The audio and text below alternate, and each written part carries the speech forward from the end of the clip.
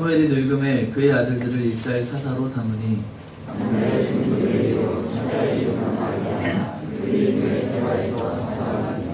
그의 아들들이 자기 아버지의 행위를 따르지 아니하고 이익을 따라 뇌물을 받고 판결을 굳게 하니라.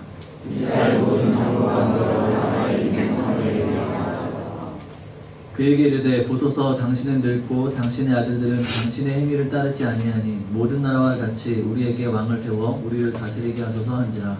우리에게 왕을 주어 우리를 다스리게 하였으되 그들에게 이것을 평가하지 아니하며 여호와께 영원하니. 여호와께서 사무엘에게 이르시되 백성이 내게 한 말을 다 들으라.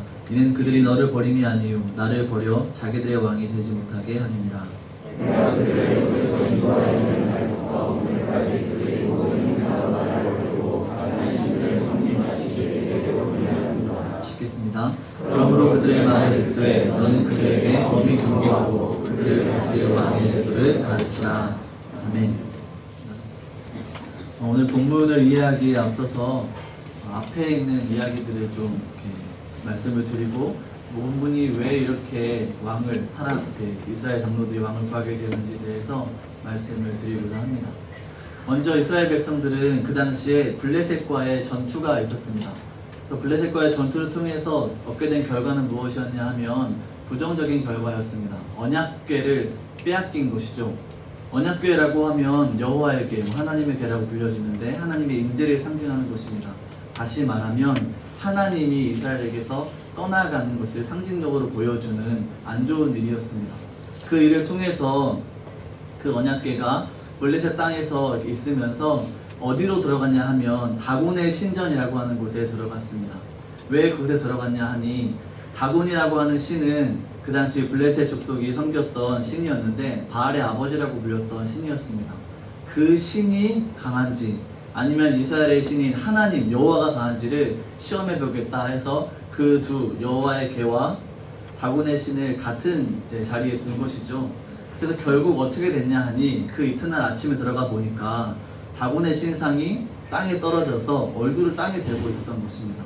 참 희한한 일이었죠. 그래서 사람들이 이거는 왜 이런 일이 일어났을까 하면서 이제 우연치 않은 혹은 우연한 여러 가지 생각을 하면서 올려놓았습니다. 다시 원래대로 올려놓고 그 다음날 또 들어가 봤습니다. 들어가 봤더니 이번에는 다곤의 신상이 땅에 떨어진 것 뿐만 아니라 머리가 잘려 있고 손목이 잘려 있는 것입니다. 이게 무슨 일인가 싶었겠죠.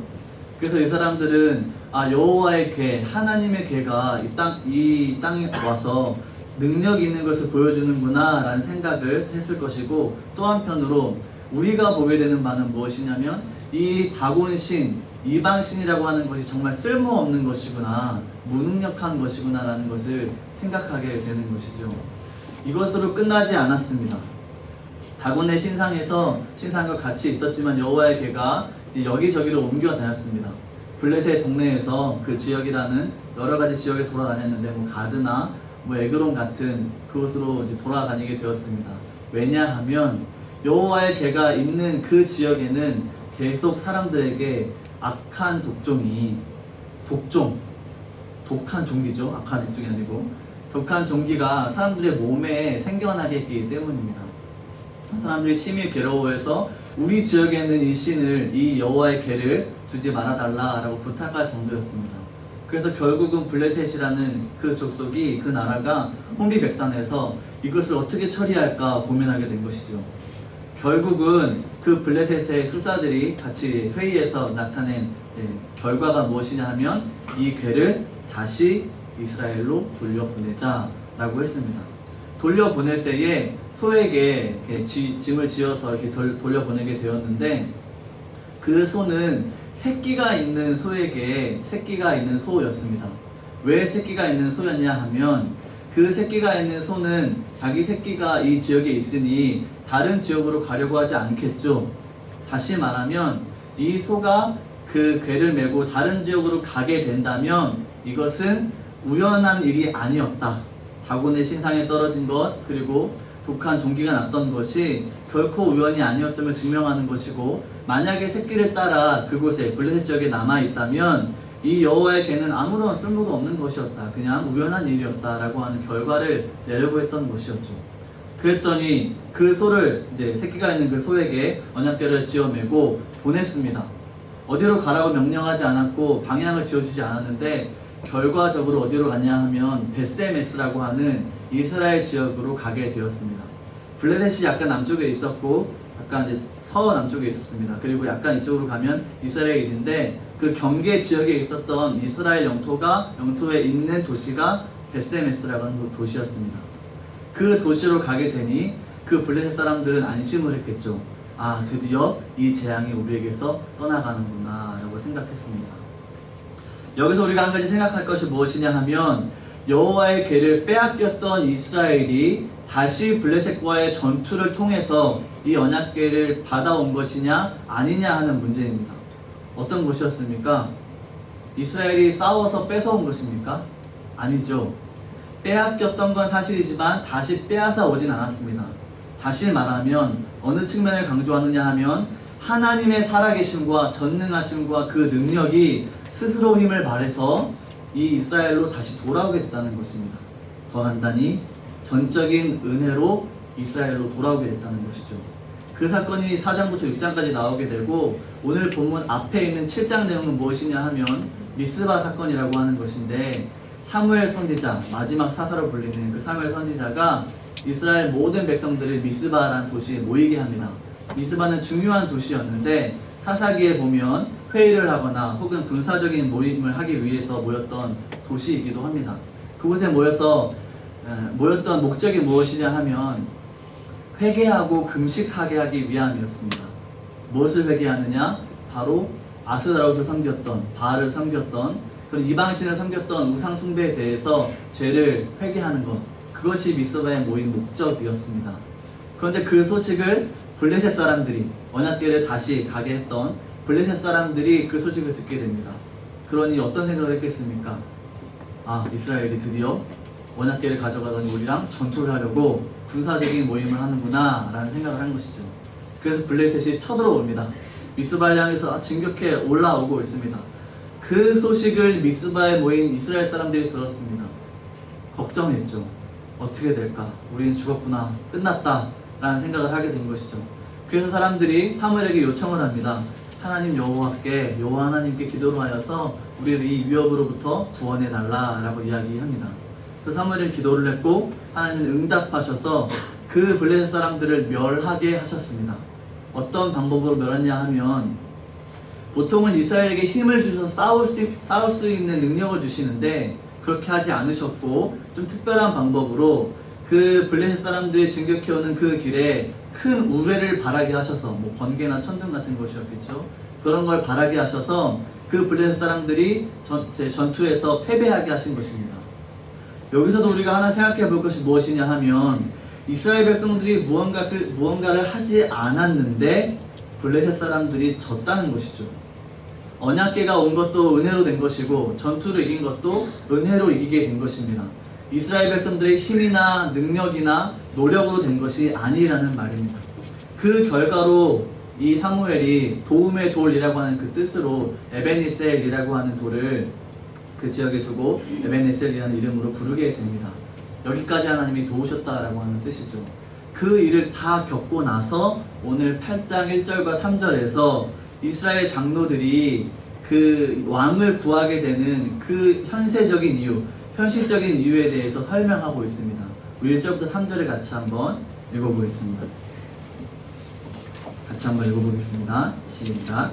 사무엘이 늙음에 그의 아들들을 이스라엘 사사로 삼으니 장자의 이름은 요엘이요 차자의 이름은 아비야라. 그들이 브엘세바에서 사사가 되니라. 그의 아들들이 자기 아버지의 행위를 따르지 아니하고 이익을 따라 뇌물을 받고 판결을 굽게 하니라. 사무엘이 늙었습니다. 그렇죠. 영적인 지도자가 지금 늙어서 힘이 빠진 상태고, 또 하나 그의 아들들 2명이 있었는데 요엘과 아비야라고 하는 사람이 있었죠. 그 두 사람은 사사였습니다. 사사였는데 그 이름의 뜻도 굉장히 좋습니다. 요엘이라고 하는 뜻은 여호와가 하나님이다 라고 하는 뜻이고, 아비야의 뜻은 여호와가 아버지이시다 라고 하는 뜻입니다. 굉장히 신앙적이고 경건한 이름이죠. 그 이름을 가지고 있었는데 그 두 사람이 이름값을 못했습니다. 아니, 이름값을 못한 행위가 아니라 나쁜 짓을 했는데 그것이 무엇이냐 하면 자신의 이익을 따라서 뇌물을 받았고 그 뇌물을 준 사람에게 판결을 좋게 했습니다. 여러분, 구약 그 시대 배경을 아시니까 아시겠지만 이 당시에 판결을 잘못하게 하면 심지어는 죽음에 이르게 하는 그런 판결까지 내게 됐었죠. 그러니 지금 굉장히 이 일은 사사들이 타락했음을 보여주는 것입니다. 이 두 아들을 보면 마치 엘리의 두 아들을 보는 것 같습니다. 홈리와 비느하스라고 한 사람이 있었죠. 물론 그 둘은 차이가 있죠. 홈리와 비느하스는 제사장이었고 지금 이 요엘과 아비야는 사사죠. 차이가 있긴 하지만 본질적으로는 차이가 없습니다. 엘리의 아들들인 홈리와 비느하스는 그 재물들을 자기 마음대로 먹고 자기 이익에 맞게 해서 해치웠던 사람이었고 지금 이 요엘과 아비야도 결국은 뇌물로 인해서 사람들을 자기 좋게 판단하고 했던 것 아닙니까? 결국은 똑같죠. 영적인 지도자가 조금 다르긴 하지만 엘리와 사무엘이지만 이 둘이 갖고 있었던 그 당시의 그 위치는 굉장히 형편없는 것이었습니다. 그러니 장로들이 이것을 생각하면서 이스라엘 나라의 미래와 또 이스라엘 나라의 안녕을 걱정하게 됐던 것이죠. 사사가 이 모양이니 나라가 어떻게 될까라고 생각하는 것이죠. 그래서 5절에 보면 이렇게 요구를 합니다. 라마라고 하는 그 사무엘의 고향이었는데 한나와 엘가나가 살았던 동네였습니다. 그곳에까지 사무엘을 찾아가서 요구를 하는데 5절에 보면 제가 읽겠습니다. 그에게 이르되 오소서 당신은 늙고 당신의 아들들은 당신의 행위를 따르지 아니하니 모든 나라와 같이 우리에게 왕을 세워 우리를 다스리게 하소서 한지라. 왕을 달라는 것이죠. 왜 그렇습니까? 지금 당신이 늙고 아들들도 지금 형편없는 지도자가 될 수밖에 없으니 다른 왕을 세워달라는 것이죠. 여러분, 이걸 들으시면서 어떤 생각이 드십니까? 상식적으로 이것이 잘못된 요구입니까? 아니죠. 필요한 것이었죠. 그리고 성경에서는 왕이 세워지는 것에 대해서 반대하지 않습니다. 어떤 성경 비평학자들은 이것을 뭐라고 말하냐면 신정체제와 왕정체제가 대립되고 대치되는 것이기 때문에 지금 이 이스라엘 장로들의 요구가 잘못됐다라고 이야기하고 있는데 그것은 잘못된 판단입니다. 성경은 그렇게 말하지 않고 신명기 17장에 가면 무슨 말씀이 있냐 하면 이스라엘 왕을 어떤 사람을 세워야 하는가, 그리고 이스라엘 왕이 어떻게 나라를 다스려야 하는가에 대해서 이야기하고 있습니다. 다시 말하면 왕을 세우는 것이 하나님의 뜻과 반대되는 것이 아니라는 것이죠. 그 왕이 통치를 해야 되는 가장 핵심적인 조건이 무엇이냐 하면 여호와를 경외하고 율법에 따라 그 나라를 다스리는 것이 그 왕이 가지고 있어야 하는 핵심적인 요소입니다. 그렇기 때문에 지금 이스라엘 백성들이, 장로들이 왕을 요구하는 것이 잘못된 것은 아니라는 거죠. 그래서 이 요구를 한 다음에 6절에 사무엘의 반응이 나타나는데 이 반응이 생각보다 좀 이상한 반응이 나타납니다. 6절에 보니까 사무엘이 그것을 기뻐하지 아니했다라고 말하고 있죠. 조금 소극적으로 말했지만 이 기뻐하지 않았다는 말은 무슨 말이냐면 굉장히 속에서 화가 나서 슬픈 마음과 불쾌한 마음이 같이 있었다라고 하는 그 원어의 뜻이 있습니다. 기뻐하지 않은 정도가 아니라 싫었다는 것이죠. 근데 그 싫어하는 마음을 가지고 기도했다라고 지금 뒤에 이어지죠. 약간 이 행간을 이해하셔야 되는데 지금 사무엘이 참으면서 기도한 게 아닙니다. 사무엘은 영적인 지도자로서 경건한 사람으로서 이스라엘 백성들이 이렇게 불편하게 하지만 이스라엘의 지도자로서 하나님께 간구하게 되는 좋은 마음으로 기도하게 된 것입니다. 그래서 기도를 하죠. 응답이 있죠. 그 응답이 무엇이냐 하면 7절이 나옵니다. 7절은 중요한 말씀이니 같이 한번 읽어보도록 하겠습니다. 8장 7절 말씀 같이 읽겠습니다. 시작. 여호와께서 사무엘에게 이르시되 백성이 내게 한 말을 다 들어라. 이는 그들이 너를 버리니 아니요 나를 버려 자기들의 왕이 되지 못하게 하느니라. 아멘. 사무엘의 반응보다 굉장히 심각한 반응을 하나님께서 하십니다. 너를 버리는 것이 아니라 나를 버려서 이스라엘의 왕이 되지 못하게 하라는 것이 그들의 의도다라고 지금 말하고 있는 것이죠. 간단히 말하면 너희는 나를 배도하려는 것이다 라는 말씀이시죠. 하나님께서 이렇게 말씀하신 이유는 그들의 속마음을, 본심을 알았기 때문입니다. 다시 한번 5절을 보면 중간에 어떤 표현이 나오냐면 모든 나라와 같이 라고 하는 표현이 나옵니다. 이 말이 무슨 말인고 하면, 이 말은 그 당시에 있었던 옆에 있었던 주변 국가들 있죠. 뭐 블레셋이나 뭐 밑에 애굽이나 많은 다른 부강한 나라들을 보면서 그 나라와 같이 보이지 않는 하나님 말고, 그 하나님 말고 내 눈에 보이는 강력한 리더십을 발휘할 수 있는 그 카리스마적인 리더가 우리에게 필요하다라고 하는 것이죠. 하나님의 통치, 하나님의 다스림, 그것은 우리에게 필요 없고 그냥 우리를 안녕을 보장하고 우리의 안정과 또 우리나라가 더 부강해질 수 있는 그 왕이 우리에게 필요하다라고 지금 이야기하고 있는 것입니다. 그렇기 때문에 이스라엘의 본심은 무엇입니까? 왕을 세워달라는 게 정말 왕이 필요해서 그 현실적인 이유 때문에 필요하다고 말은 하지만 결국은 하나님에 대한 반대로 나타난 결과인 것이죠. 여러분, 이 장면은 우리 신자들의 삶을 보여주는 하나의 양태이기도 합니다. 우리는 살아갈 때 때때로 이 이스라엘 장로와 같이 이렇게 약간 다른 이유들을 곁들여서 굉장히 대의 명분을 내세우는 것처럼 이렇게 이야기할 때가 있죠. 그리고 라합 기억하시죠? 라합을 보면 정탐꾼을 숨겨줬는데 거짓말을 했죠. 우리도 그럼 거짓말 해도 되는 거는 아니죠. 마치 라합과 같이 나쁘게 오용하는 것인데 무엇이냐면, 제가 만약에 라합이라면 여기 정탐꾼이 없습니다 이렇게 말하면 사실입니까? 거짓말입니까? 거짓말입니까? 사실이죠. 일단은 여기에 없잖아요. 그렇죠? 여기에 없으니 그건 사실이죠. 이런 식으로 약간 이렇게 양보하고 타협하는 듯한 거짓말을 하죠. 신자들인 우리가 그렇게 거짓말을 하게 됩니다. 그 거짓말의 퍼센테이지를 따지다 보면은 우리는 100% 거짓말하지 않습니다. 왜냐하면 하나님께서 우리를 거듭나게 하시고 그 구원의 일에 참여하게 하셨으니 그 거짓말을 100% 하기가 어려운 것이지. 양심상 어떻게 합니까? 한 8대2, 거짓 8, 사실 2, 한 7대3, 5대5, 아니 2대8 이런 식으로 타협해서 거짓말을 합니다. 이스라엘 백성들이 구약에서 제사를 드리지 않은 때가 있었습니까? 한 번도 없었습니다. 계속 예배했습니다. 제사했습니다. 그런데 특징적인 게 있는데 그것이 무엇이냐 하면 혼합해서 제사를 한 거죠. 하나님께도 제사하고 이방신도 섬기고, 하루는 하나님을 정말 간절히 사모하지만 또 마음 한편에서는 바알을 간절히 사모하는 그런 마음이 같이 있는 것이죠.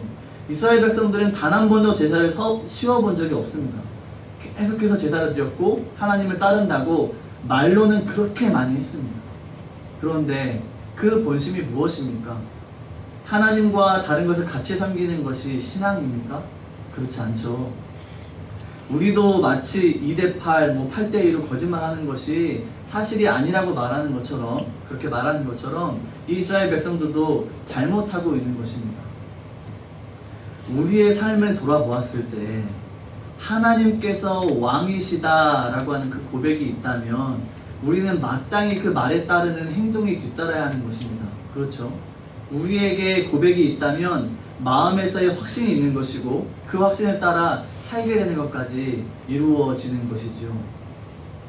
여러분, 하나님이 우리 왕이시다라고 하는 그 고백을 어떻게 삶에서 나타내며 살아가고 계십니까? 우리 예배 때 저도 많이 경험하게 되는 것인데, 예배 때 찬양곡의 가사를 보면 하나님이 우리 왕이시다라고 하는 고백을 굉장히 많이 하는 것을 볼 수 있습니다. 근데 그 곡들이 보통 이렇게 빠른 곡들이 많아서 빨리 이렇게 좀 흥겹게 하다 보면은 그 내용을 쓱 지나칠 때가 많이 있죠. 제가 보통 그러는데, 그러다가 정신을 바짝 차리고 이러면 안 되겠다고 의미를 다시 한번 생각하면서 가사를 다시 한번 집중하면서 찬양을 해야겠다라는 것을 계속해서 반복하게 됩니다. 하나님이 우리의 왕이시다 라고 하는 것에 우리가 인정하는 삶의 태도는 무엇이냐 하면 왕의 통치에 대해서, 왕의 다스림에 대해서 기뻐하고 즐거워하는 마음이 있어야 하는 것입니다. 하나님이 다스리시는 것이 여러분 삶의 기쁨이 되시는지 돌아봤으면 좋겠습니다. 우리의 입술에서는 참 하나님이 왕이시다라는 고백이 참 많이 있지만 실제로 내 삶에 왕되심, 주되심이 내 삶에 있는가 돌아보아야 한다는 것입니다. 왕이라고 고백하는 사람들의 삶의 태도는 어떤 것이냐 하면 왕이 말하는 것에, 명령하시는 것에 순복하는 태도가 있습니다. 순종과 복종이 같이 있는 것이죠. 주께서 우리에게 말씀으로 베풀어 주실 때에 그 은혜를 얻었을 때 내가 이 말씀대로 살아야겠다라고 하는 마음을 가질 때가 있지요. 동일한 마음이 있을 때, 말씀과 내 뜻이 같을 때는 그런 마음이 생깁니다. 혹여나 반대될 때는 여러분 어떻게 하십니까? 말씀이 요구하는 것이 내 현실과 다르다. 말씀이 요구하는 것이 내 기분을 상하게 한다. 내 마음을 상하게 한다. 라고 할 때 여러분 우리는 어떻게 해야 할까요? 우리의 마음을 말씀 앞에 복종시켜야 하는 것이죠. 굴복시켜야 하는 것이죠. 그것이 하나님을 왕으로 모시는 삶의 태도라고 말할 수 있겠습니다.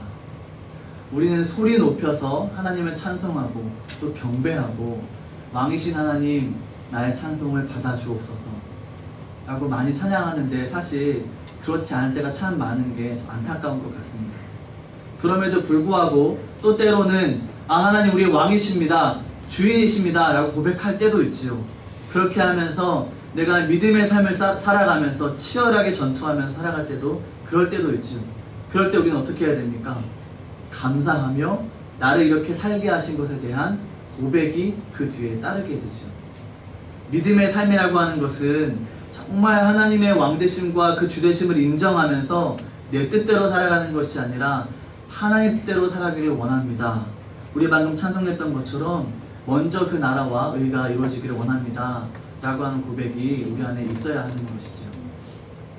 여러분 하나님을 찬양하실 때 이런 찬양을 했으면 좋겠는데 우리 시편 47편 말씀을 같이 찾아봤으면 좋겠습니다. 시편 47편 말씀 구약 836페이지에 있습니다.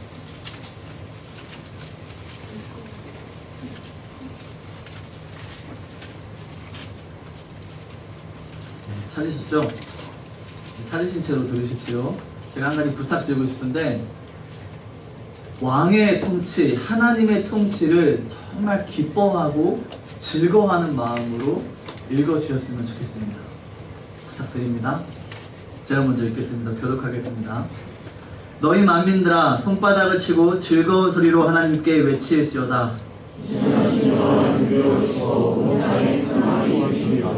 여호와께서 만민을 우리에게 나라들을 우리 발 아래에 복종하게 하시며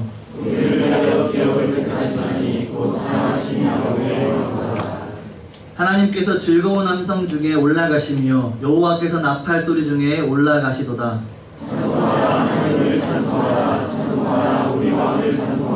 하나님은 온 땅의 왕이심이라 지혜의 시로 찬송할지어다. 하나님이 온 백성을 다스리시며 하나님이 그의 거룩한 보좌에 앉으셨다. 같이 읽겠습니다. 문나라의 고관들이 모이며 아브라함의 하나님의 백성이 되도다. 세상의 모든 방패는 하나님의 것이며 그는 높임을 받으시리로다. 아멘. 여러분 이 시편 47편은 왕이신 하나님, 주되신 하나님에 대해서 기쁜 마음과 감사한 마음으로 송축하는 것입니다. 1절에 보니까 손뼉을 치고 기뻐하면서 왕을 찬송하라 라고 이야기하고 있죠. 여러분 이 마음이 우리가 가져야 될 마음인 것 같습니다. 하나님의 통치를 기뻐하고 하나님의 왕되심을 기뻐하는 것이 우리 삶에 넘쳐나야겠습니다. 사실 살아가다 보면 우리가 갖고 있는 하나님에 대한 신앙보다는 우리가 가지고 있는 성경에 대한 이 진리에 대한 확신보다는 세상이 커 보일 때가 참 많이 있습니다. 만약 우리가 신약시대에 살았다면 하나님의 영원하신 통치보다는 로마의 그 통치가 조금 더 세 보이고 강해 보이기도 할 것입니다. 또 구약 후기로 좀 가면 바벨론이 하나님보다 더 커 보이고 화려해 보이고 웅장하고 더 멋있게 보일 때도 있습니다. 조금 더 앞으로 가서 오늘 본문 블레셋 사람들이 더 강하게 보이고 그 땅의 왕이 더 멋있어 보이고 그 카리스마적인 그 지도자를 우리에게 주셔서 하나님, 영원하시고 보이지 않으시는 그 하나님 말고 우리에게 보이는, 우리를 일단 직접 다스리게 보이게 하는 그런 왕을 우리에게 달라고 하는 그런 유혹에 우리의 마음을 뺏길 때도 사실 있습니다. 인정하지요. 왜냐하면 우리 안에 내지 않은 죄가 있기 때문이고 그 세상의 유혹이 만만치 않기 때문입니다. 그래서 때로는 넘어지기도 하고 쓰러지기도 하고 왕이라고 고백은 하는데 다 넘어져가면서 왕이십니다 라고 하면서 그냥 죽어가는, 사실 그럴 때가 참 많이 있습니다. 그러나 우리 하나님은 이 나라의 왕이신 뿐만 아니라 우리 각자의 왕이시기도 하지만 이 나라를 넘어선 전 세계와 온 우주와 모든 만물 가운데의 왕이시고 주인이신 분이십니다. 그 하나님 앞에 경배하는 이 기쁨의 잔치에 우리가 참여하는 자로서, 신자로서 하나님의 그 통치를 기뻐하는 일이 우리 안에 있었으면 좋겠습니다. 우리 안에 어두움이 있을 수 있습니다. 때로는 고난 때문에 하나님이 정말 보이지 않는 것처럼, 아니 안 계신 것처럼 살아갈 때도 있습니다. 분명히 있습니다. 그러나 우리가 기억해야 될 것이 무엇이냐 하면 만왕의 왕이신, 만주의 주이신 예수 그리스도께서 이 땅 가운데 다시 오실 것을 기억하시기 바랍니다. 이 땅에 오시면 우리는 하늘에 올라가서 하나님과 예수 그리스도와 같이 만유를 통치하는 자로서, 왕노릇하는 자로서 앉아있게 될 것입니다. 그 왕의 보좌에 앉아서 전 세계를 다스리는 그 영광을 누리고자 하는 그 소망을 가진 사람들이 이 땅에서의 왕의 통치를 기뻐하게 되는 것이지요. 사랑하는 성도님 여러분들, 우리가 이 땅 가운데 살아가면서 왕으로 모실 분은 오직 한 분, 우리 하나님이십니다. 사람들을 두려워하지 마시고 환경을 두려워하지 마시고 또 내가 겪게 되는 그런 상황 가운데에서 이렇게 하면 좋을까 저렇게 하면 좋을까 고민하고 염려할 수 있지만 그것보다는 신앙으로 더욱 단단히 무장하여서 하나님을 의뢰하고 하나님을 따라가는 그 삶에 매진하시기를 바랍니다. 그렇게 하는 것이 우리가 하나님을 왕으로 모신다고 하는 그런 특징을 가지고 있는 것을 증명하게 되는 것이고 세상 가운데 그것이 증명될 것입니다. 그렇게 살아가는 못된 성도님들 되시기를 주의 이름으로 부탁드립니다. 기도하겠습니다.